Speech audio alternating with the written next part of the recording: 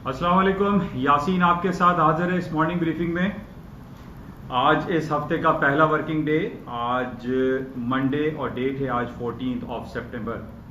Early morning भी आपके साथ में हाजिर हुआ था मार्केट ओपनिंग प्रीव्यू के हवाले से, और जो भी सिलसिले होते हैं सैटरडे संडे में ख़ास तौर पे उसको जिक्र किया जाता है जिसका इम्पैक्ट मंडे की मार्केट ओपनिंग पर होता है। जैसे कि मैंने आपको अर्ली मॉर्निंग भी यही बात जिक्र किए थे कि सैटरडे और संडे हमारे पास कोई ऐसी बहुत बड़े इवेंट नहीं रहा जिस बेसिस पे ये कहा जाए कि स्टॉक मार्केटों में या गोल्ड सिल्वर या करेंसी मार्केट में बहुत ज़्यादा एक भूचाल जैसी कैफियत रोनुमा हो सकती है। ऐसा कुछ भी नहीं हुआ। हालांकि एक तरफ ऑयल के हवाले से हमारे पास ये खबर आ रही थी कि जनाब वो एक सिली हरिकेन आ रहा है, ट्रॉपिकल स्टॉर्म है, तेल की कीमतें ऊपर जाने के इम्कान है। मैंने आपसे यही जिक्र किया था कि तेल की कीमतें भी नीचे की तरफ रहेंगी और ट्रॉपिकल स्टॉर्म की वजह से तेल की कीमतें ऊपर नहीं जाएंगी।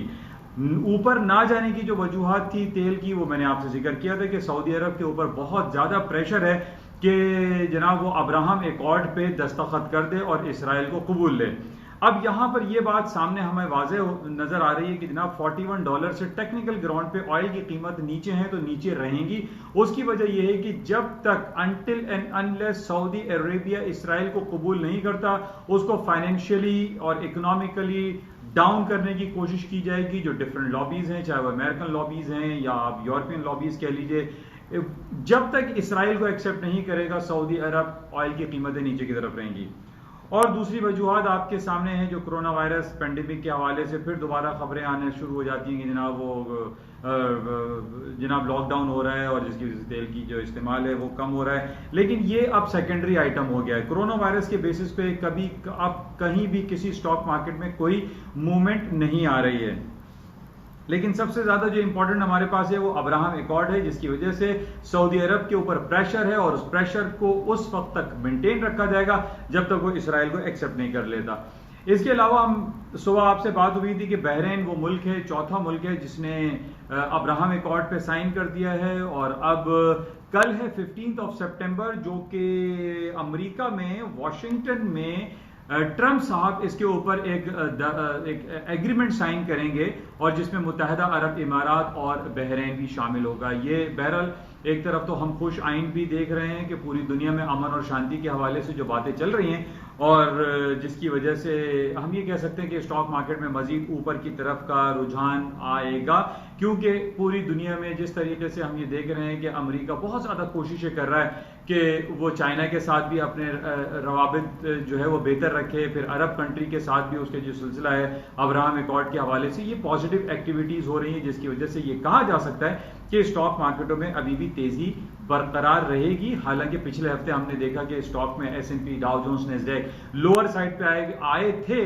लेकिन आज अर्ली मॉर्निंग हमारे पास जो सिलसिले हैं यानी चाइनीज मार्केट, जो तीनों इंडेक्स चाइना के ट्रेड होते हैं, वो सब के सब तकरीबन 0.7 to 0.8 प्लस में हैं। और इसी तरीके से हम देख रहे हैं कि यूरोपियन स्टॉक्स आज इस वक्त प्लस में है, अमेरिकन स्टॉक फ्यूचर्स वो भी प्लस में है और जो खबरें हमारे पास हैं उसमें भी पॉजिटिव इंडिकेशन दिखाई दे रही है।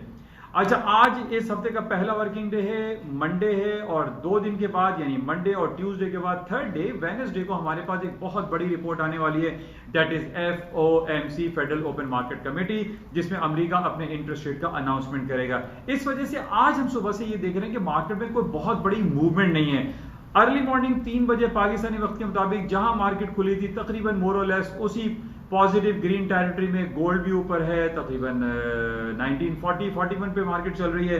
और इसी तरीके से पॉजिटिव और ग्रीन टेरिटरी में अमेरिकन और US स्टॉक इन फ्यूचर्स जो हैं वो भी पॉजिटिव इंडिकेशंस दिखा रहे हैं, क्योंकि मार्केट में थोड़ा सा वॉल्यूम हमेशा हमने देखा है कि जब FOMC की मीटिंग हो या बैंक ऑफ जापान हो, बैंक ऑफ इंग्लैंड हो या यूरोपियन सेंट्रल बैंक हो, इनकी जब अनाउंसमेंट की डेट्स होती हैं तो उसमें मार्केट रिलक्टेंट हो जाती है, मार्केट में मूवमेंट कम होती है।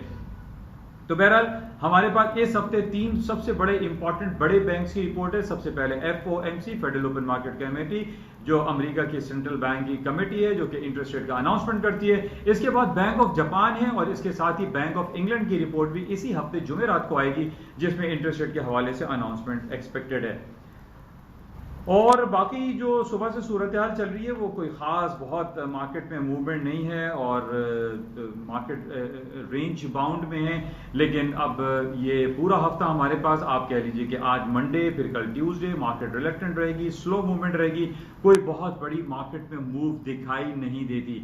बहरहाल गोल्ड के टेक्निकल्स जो मैंने आपसे सुबह भी जिक्र किए थे और पिछले 1-10 दिन से आपसे जिक्र कर रहा हूं, 1920 a very important supporting level है। मार्केट इसके नीचे अगर गई और क्लोजिंग 1920 के नीचे दी तो उसके बाद हम ये कह सकते हैं कि गोल्ड की कीमतें नीचे जाएंगी। अदरवाइज गोल्ड की कीमतों में पोटेंशियल एग्जिस्ट करता है और मार्केटें ऊपर की तरफ ज्यादा दिखाई देती हैं। और इसके अगेंस्ट में जो ऑयल की कीमत, जैसे मैंने आपसे कहा कि 41 एंड 44 बड़ा इंपॉर्टेंट क्रूशियल लेवल थे और 41 टूटने के बाद मार्केट इस वक्त हम देख रहे हैं कि 37, 36 और 35 के रेंजेस में मार्केट चल रही है। ऑयल की कीमतें नीचे की तरफ रहेंगी और सोने की कीमतें हायर साइड पे रहेंगी। ये कुछ इंपॉर्टेंट थी। और इसके अलावा जो आप देख रहे हैं कि बरतानिया और यूरोपियन यूनियन के दरमियान बहुत ज्यादा चपकलिश दिखाई दे रही है। बरतानवी करेंसी पाउंड स्टर्लिंग भी लोअर साइड पे है, वहां की स्टॉक मार्केट में भी थोड़ी सी रिलक्टेंसी पाई जा रही है, मार्केट में डाउन साइड पर है। और दोनों यानी बरतानिया और यूरोपियन यूनियन में चपकलिश का सिलसिला अपनी एक्सट्रीम कंडीशन पे होता हुआ दिखाई दे रहा है और इसको हम देखते हैं कि कहां पर जाके ये सिलसिला खत्म होता है। लेकिन इसका नेगेटिव इंपैक्ट अमेरिका की स्टॉक मार्केट में तो नहीं, बरतानिया की स्टॉक में, और बरतानवी करेंसी डाउन साइड पर जा सकती हैं। इंशाल्लाह आपके साथ राब्ते में रहेंगे। आज ये मुख्तसर सा रखते हैं और देखते हैं कि आज शाम में मार्केटें किन लेवल्स पे मजीद खुलती हैं। थैंक यू, खुदा हाफिज।